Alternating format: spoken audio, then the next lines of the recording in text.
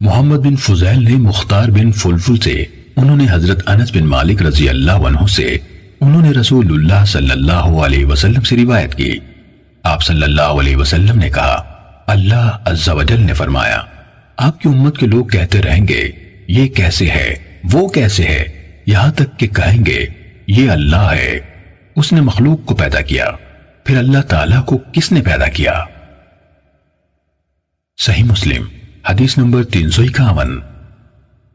اسحاق بن ابراہیم نے کہا، ہمیں جریر نے خبر دی، نیز ابو بکر بن ابی شیبہ نے کہا، ہمیں حسن بن علی نے زائدہ سے حدیث سنائی، اور ان دونوں یعنی جریر اور زائدہ نے مختار سے، انہوں نے حضرت انس رضی اللہ عنہ سے، اور انہوں نے نبی صلی اللہ علیہ وسلم سے روایت کی۔ تاہم اسحاق کی روایت میں یہ الفاظ نہیں ہیں، یعنی اللہ عز و جل نے فرمایا بے شک آپ کی امت۔ صحیح مسلم حدیث نمبر 352۔ معبد بن کعب سلمی نے اپنے بھائی عبداللہ بن کعب سے، انہوں نے حضرت ابو امامہ رضی اللہ عنہ سے روایت کی کہ رسول اللہ صلی اللہ علیہ وسلم نے فرمایا، جس نے اپنی قسم کے ذریعے سے کسی مسلمان کا حق مارا، اللہ نے اس کے لیے آگ واجب کر دی اور اس پر جنت حرام ٹھہرائی۔ ایک شخص نے آپ صلی اللہ علیہ وسلم سے عرض کی، اگرچہ وہ معمولی سی چیز ہو، اے اللہ کے رسول۔ آپ صلی اللہ علیہ وسلم نے فرمایا، چاہے وہ پیلو کے درخت کی ایک شاخ ہو۔ صحیح مسلم حدیث نمبر 353۔ محمد بن کعب سے روایت ہے، انہوں نے اپنے بھائی عبداللہ بن کعب سے سنا، وہ بیان کرتے تھے کہ ابو امامہ حارثی رضی اللہ عنہ نے ان کو بتایا کہ انہوں نے رسول اللہ صلی اللہ علیہ وسلم سے اسی کی مانند حدیث سنی۔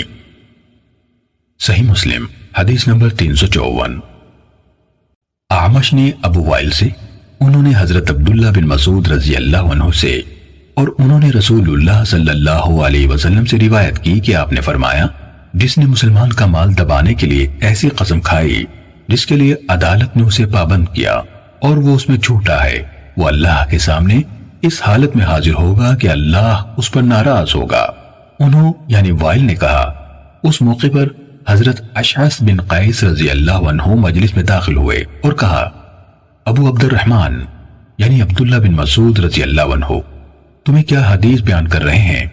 ابو عبد الرحمن یعنی عبداللہ بن مسعود رضی اللہ عنہ تمہیں کیا حدیث بیان کر رہے ہیں؟ لوگوں نے کہا، اس طرح بیان کر رہے ہیں۔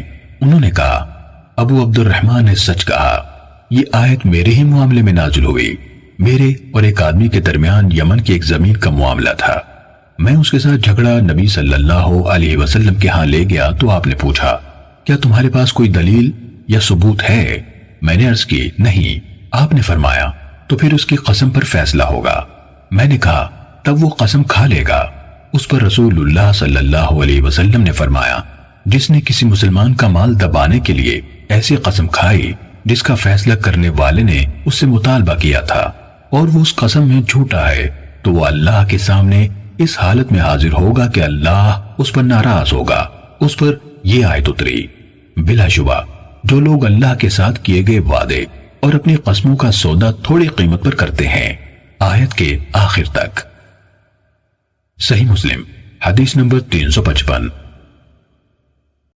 اعمش کے بجائے منصور نے ابو وائل سے، اور انہوں نے عبداللہ بن مسعود رضی اللہ عنہ سے روایت کی، حضرت عبداللہ رضی اللہ عنہ نے کہا، جو شخص ایسی قسم اٹھاتا ہے جس کی بنا پر وہ مال کا حقدار ٹھہرتا ہے اور وہ اس قسم میں جھوٹا ہے، تو وہ اللہ کو اس حالت میں ملے گا کہ اللہ تعالیٰ اس پر ناراض ہوگا۔ پھر اعمش کی طرح روایت بیان کی، البتہ اس میں انہوں نے کہا، میرے اور ایک آدمی کے درمیان کنویں کے بارے میں جھگڑا تھا، ہم ہی جھگڑا رسول اللہ صلی اللہ علیہ وسلم کے پاس لے گئے تو آپ صلی اللہ علیہ وسلم نے فرمایا، تمہارے دو گواہ ہوں یا اس کی قسم کے ساتھ فیصلہ ہوگا۔ صحیح مسلم حدیث نمبر 356۔ جامع بن ابی راشد اور عبد الملک بن اعین نے ابو وائل شقیق بن سلمہ سے سنا، کہہ رہے تھے، میں نے حضرت عبداللہ بن مسعود رضی اللہ عنہ سے سنا، وہ کہتے تھے، میں نے رسول اللہ صلی اللہ علیہ وسلم کو فرماتے ہوئے سنا، جس نے کسی مسلمان شخص کے مال پر حق نہ ہوتے ہوئے قسم کھائی، وہ اللہ سے اس حالت میں ملے گا کہ اللہ تعالیٰ اس سے ناراض ہوگا۔ عبداللہ رضی اللہ عنہ نے کہا پھر رسول اللہ صلی اللہ علیہ وسلم نے ہمارے سامنے کتاب اللہ سے اس کا مصداق یعنی جس سے بات کی تصدیق ہو جائے پڑھا۔ بلا شبہ جو لوگ اللہ کے ساتھ کیے گئے عہد یعنی میثاق اور اپنی قسموں کا سودا تھوڑی سی قیمت پر کرتے ہیں، آخر آیت تک۔ صحیح مسلم حدیث نمبر 357۔ سماک نے علقمہ بن وائل سے، انہوں نے اپنے والد یعنی حضرت وائل بن حجر رضی اللہ عنہ سے روایت کی، انہوں نے کہا ایک آدمی حضرموت سے اور ایک کندہ سے نبی صلی اللہ علیہ وسلم کے پاس آیا۔ حضرمی یعنی حضرموت کے باشندے نے کہا اے اللہ کے رسول، یہ میری زمین پر قبضہ کیے بیٹھا ہے جو میرے باپ کی تھی، اور کندی نے کہا یہ میری زمین ہے، میرے قبضے میں ہے، میں اسے کاشت کرتا ہوں، اس کا اس زمین میں کوئی حق نہیں۔ اس پر نبی کریم صلی اللہ علیہ وسلم نے حضرمی سے کہا کیا تمہاری کوئی دلیل یعنی گواہی وغیرہ ہے؟ اس نے کہا نہیں۔ آپ صلی اللہ علیہ وسلم نے فرمایا پھر تمہارے لیے اس کی قسم ہے۔ اس نے کہا اے اللہ کے رسول، بلا شبہ یہ آدمی بد کردار ہے، اسے کوئی پرواہ نہیں کہ کس چیز پر قسم کھاتا ہے اور یہ کسی چیز سے پرہیز نہیں کرتا۔ آپ صلی اللہ علیہ وسلم نے فرمایا تمہیں اس سے اس قسم کے سوا کچھ نہیں مل سکتا۔ وہ قسم کھانے چلا اور جب اس نے پیٹ پھیری تو رسول اللہ صلی اللہ علیہ وسلم نے فرمایا بات یہ ہے اگر اس نے ظلم اور زیادتی سے اس شخص کا مال کھانے کے لیے قسم کھائی تو بلا شبہ یہ شخص اللہ سے اس حالت میں ملے گا کہ اللہ نے اس سے اپنا رخ پھیر لیا ہوگا۔ صحیح مسلم حدیث نمبر 358۔ زہیر بن حرب اور اسحاق بن ابراہیم دونوں نے ابو ولید سے حدیث سنائی۔ زہیر نے ان ابی الولید کے بجائے حدثنا ہشام بن عبد الملک یعنی ہمیں ہشام بن عبد الملک نے حدیث سنائی کہا۔ ہشام بن عبد الملک نے کہا ہمیں ابو عوانہ نے عبد الملک بن عمیر سے حدیث سنائی، انہوں نے علقمہ بن وائل سے اور انہوں نے اپنے والد حضرت وائل بن حجر رضی اللہ عنہ سے روایت کی کہ میں رسول اللہ صلی اللہ علیہ وسلم کے پاس تھا، آپ کے پاس دو آدمی ایک قطع زمین پر جھگڑتے آئے، دونوں میں ایک نے کہا اے اللہ کے رسول، اس نے دور جاہلیت میں میری زمین پر قبضہ کیا تھا، وہ عمر القیس بن عابس کندی تھا اور اس کا حریف ربیہ بن عبدان تھا۔ آپ صلی اللہ علیہ وسلم نے فرمایا سب سے پہلے تمہارا ثبوت یعنی شہادت۔ اس نے کہا میرے پاس ثبوت نہیں ہے۔ آپ صلی اللہ علیہ وسلم نے فرمایا تب فیصلہ اس کی قسم پر ہوگا۔ اس نے کہا تب تو وہ زمین لے جائے گا۔ آپ صلی اللہ علیہ وسلم نے فرمایا اس کے علاوہ کچھ نہیں۔ حضرت وائل رضی اللہ عنہ نے کہا جب وہ قسم کھانے کے لیے اٹھا تو رسول اللہ صلی اللہ علیہ وسلم نے فرمایا جس نے ظلم کرتے ہوئے کوئی زمین چھینی وہ اس حالت میں اللہ سے ملے گا کہ اللہ اس پر ناراض ہوگا۔ اسحاق نے اپنی روایت میں دوسرے فریق کا نام ربیہ بن عیدان با کے بجائے یا کے ساتھ بتایا ہے۔ صحیح مسلم حدیث نمبر 359۔ حضرت ابو ہریرہ رضی اللہ عنہ سے روایت ہے، انہوں نے کہا ایک آدمی رسول اللہ صلی اللہ علیہ وسلم کی خدمت میں حاضر ہوا اور عرض کی اے اللہ کے رسول، آپ کی کیا رائے ہے؟ اگر کوئی آدمی آ کر میرا مال چھیننا چاہے تو میں کیا کروں؟ آپ صلی اللہ علیہ وسلم نے فرمایا اسے اپنا مال نہ دو۔ اس نے کہا آپ کی کیا رائے ہے اگر وہ میرے ساتھ لڑائی کرے تو؟ فرمایا تم اس سے لڑائی کرو۔ اس نے پوچھا آپ کی کیا رائے ہے اگر وہ مجھے قتل کر دے تو؟ آپ صلی اللہ علیہ وسلم نے فرمایا تم شہید ہو گئے۔ اس نے پوچھا آپ کی کیا رائے ہے اگر میں اسے قتل کر دوں؟ فرمایا وہ دوزخی ہوگا۔ صحیح مسلم حدیث نمبر 360۔ عبد الرزاق نے کہا ہمیں ابن جریج نے خبر دی، انہوں نے کہا مجھے سلیمان نحول نے خبر دی کہ عمر بن عبد الرحمن کے آزاد کردہ غلام ثابت نے انہیں بتایا کہ عبداللہ بن عمرو بن عاص رضی اللہ عنہما اور عنبسہ بن ابی سفیان رضی اللہ عنہ کے درمیان وہ جھگڑا ہوا جو ہوا تو وہ لڑائی کے لیے تیار ہو گئے۔ اس وقت ان کے چچا خالد بن عاص رضی اللہ عنہ سوار ہو کر عبداللہ بن عمرو بن عاص رضی اللہ عنہما کے پاس گئے اور انہیں نصیحت کی۔ عبداللہ بن عمرو رضی اللہ عنہما نے جواب دیا کیا آپ کو معلوم نہیں کہ رسول اللہ صلی اللہ علیہ وآلہ وسلم نے فرمایا ہے جو اپنے مال کی حفاظت میں قتل کر دیا گیا وہ شہید ہے۔ صحیح مسلم حدیث نمبر 361۔ ابن جریج کے دوسرے شاگردوں محمد بن بکر اور ابو عاصم نے اسی مذکورہ سند کے ساتھ سابقہ حدیث کے مانند حدیث بیان کی۔ صحیح مسلم حدیث نمبر 362۔ ابو اشہب نے حسن بصری سے حدیث بیان کی، انہوں نے کہا عبید اللہ بن زیاد نے حضرت معقل بن یسار مزنی رضی اللہ عنہ کے مرض الموت میں ان کی عیادت کی تو معقل رضی اللہ عنہ نے اس سے کہا میں تمہیں ایک حدیث سنانے لگا ہوں جو میں نے رسول اللہ صلی اللہ علیہ وسلم سے سنی، اگر میں جانتا کہ میں ابھی اور زندہ رہوں گا تو تمہیں یہ حدیث نہ سناتا۔ میں نے رسول اللہ صلی اللہ علیہ وسلم کو فرماتے ہوئے سنا کوئی ایسا بندہ جسے اللہ کسی رعایا کا نگران بناتا ہے اور مرنے کے دن وہ اس حالت میں مرتا ہے کہ اپنی رعیت سے دھوکہ کرنے والا ہے تو اللہ اس پر جنت حرام کر دیتا ہے۔ صحیح مسلم حدیث نمبر 363۔ ابو اشہب کے بجائے یونس نے حسن سے روایت کی، انہوں نے کہا عبید اللہ بن زیاد حضرت معقل بن یسار رضی اللہ عنہ کے پاس آیا، وہ اس وقت بیمار تھے اور ان کا حال پوچھا تو وہ کہنے لگے میں تمہیں ایک حدیث سنانے لگا ہوں جو میں نے پہلے تمہیں نہیں سنائی تھی۔ بلا شبہ رسول اللہ صلی اللہ علیہ وسلم نے فرمایا اللہ تعالیٰ کسی بندے کو کسی رعیت کا نگران بناتا ہے اور موت کے دن وہ اس حالت میں مرتا ہے کہ رعیت کے حقوق میں دھوکے بازی کرنے والا ہے تو اللہ اس پر جنت حرام کر دیتا ہے۔ عبید اللہ نے کہا کیا آپ نے پہلے مجھے یہ حدیث نہیں سنائی؟ معقل رضی اللہ عنہ نے کہا میں نے تمہیں نہیں سنائی یا میں تمہیں نہیں سنا سکتا تھا۔ صحیح مسلم حدیث نمبر 364۔ ایک اور سند سے ہشام سے روایت ہے، انہوں نے کہا حسن نے کہا ہم معقل بن یسار رضی اللہ عنہ کے ہاں ان کی عیادت کر رہے تھے کہ عبید اللہ بن زیاد آ گیا۔ معقل رضی اللہ عنہ نے اس سے کہا میں تمہیں ایک حدیث سنانے لگا ہوں جو میں نے رسول اللہ صلی اللہ علیہ وسلم سے سنی تھی۔ پھر ہشام نے باقی حدیث ان دونوں یعنی ابو الاشہب اور یونس کی حدیث کے مفہوم کے مطابق بیان کی۔ صحیح مسلم حدیث نمبر 365۔ ابو ملیح رحمہ اللہ سے روایت ہے کہ عبید اللہ بن زیاد نے معقل بن یسار رضی اللہ عنہ کی بیماری میں ان کی عیادت کی تو معقل رضی اللہ تعالیٰ عنہ نے اس سے کہا میں موت کی راہ میں نہ ہوتا تو تمہیں یہ حدیث نہ سناتا۔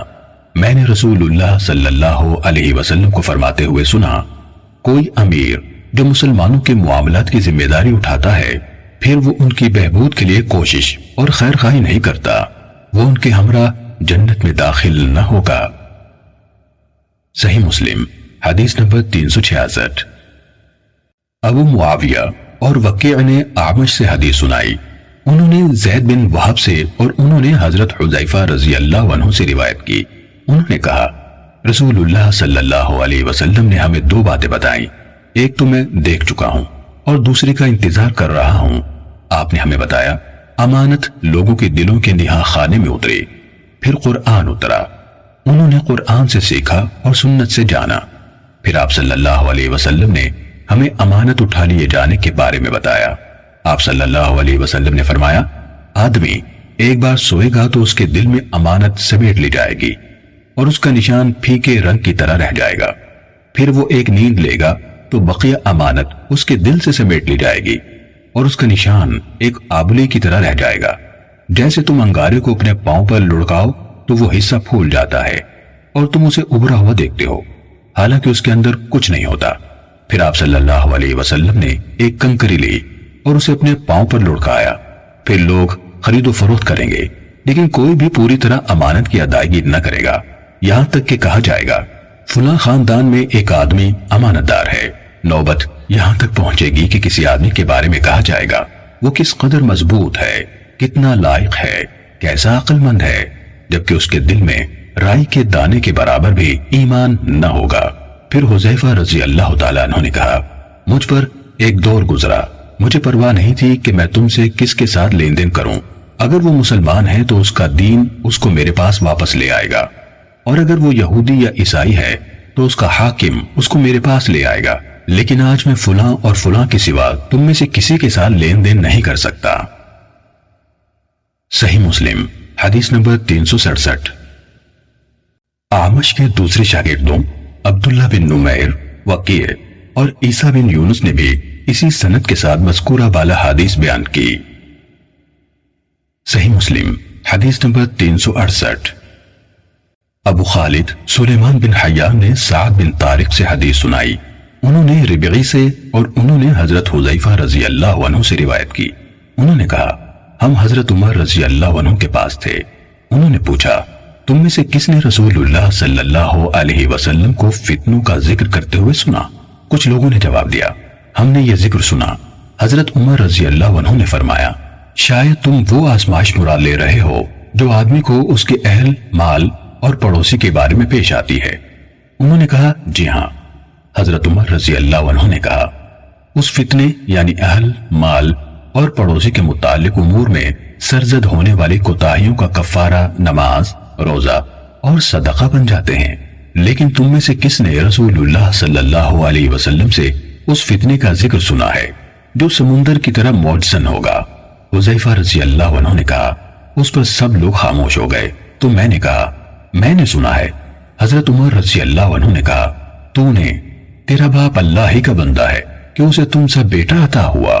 حذیفہ رضی اللہ عنہ نے کہا میں نے رسول اللہ صلی اللہ علیہ وسلم سے سنا، آپ فرما رہے تھے فتنے دلوں پر ڈالے جائیں گے چٹائی کی بنتی کی طرح، تنکا تنکا ایک ایک کر کے، اور جو دل ان سے سیراب کر دیا گیا یعنی اس نے ان کو قبول کر لیا اور اپنے اندر بسا لیا، اس میں ایک سیاہ نقطہ پڑ جائے گا، اور جس دل نے ان کو رد کر دیا اس میں سفید نقطہ پڑ جائے گا، یہاں تک کہ دل دو طرح کے ہو جائیں گے۔ ایک دل سفید چکنے پتھر کی مانند ہو جائے گا، جب تک آسمان اور زمین قائم رہیں گے کوئی فتنہ اس کو نقصان نہیں پہنچائے گا۔ دوسرا کالا مٹیالے رنگ کا اوندھے لوٹے کی مانند، جس پر پانی کی بوند بھی نہیں ٹکتی، جو نہ کسی نیکی کو پہچانے گا اور نہ کسی برائی سے انکار کرے گا، سوائے اس بات کے جس کی خواہش سے وہ دل لبریز ہوگا، سوائے اس بات کے جس کی خواہش سے وہ دل لبریز ہوگا۔ حذیفہ رضی اللہ عنہ نے کہا میں نے عمر رضی اللہ عنہ سے بیان کیا کہ آپ کے اور ان فتنوں کے درمیان بند دروازہ ہے، قریب ہے کہ اسے توڑ دیا جائے گا۔ عمر رضی اللہ عنہ نے پوچھا تیرا باپ نہ رہے کیا توڑ دیا جائے گا؟ اگر اسے کھول دیا گیا تو ممکن ہے کہ اسے دوبارہ بند کیا جا سکے۔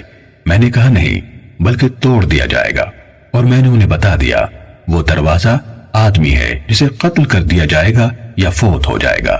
حذیفہ نے کہا میں نے انہیں حدیث سنائی، کوئی مغالطے میں ڈالنے والی باتیں نہیں۔ ابو خالد نے کہا میں نے سعد سے پوچھا ابو مالک اسود مربادن سے کیا مراد ہے؟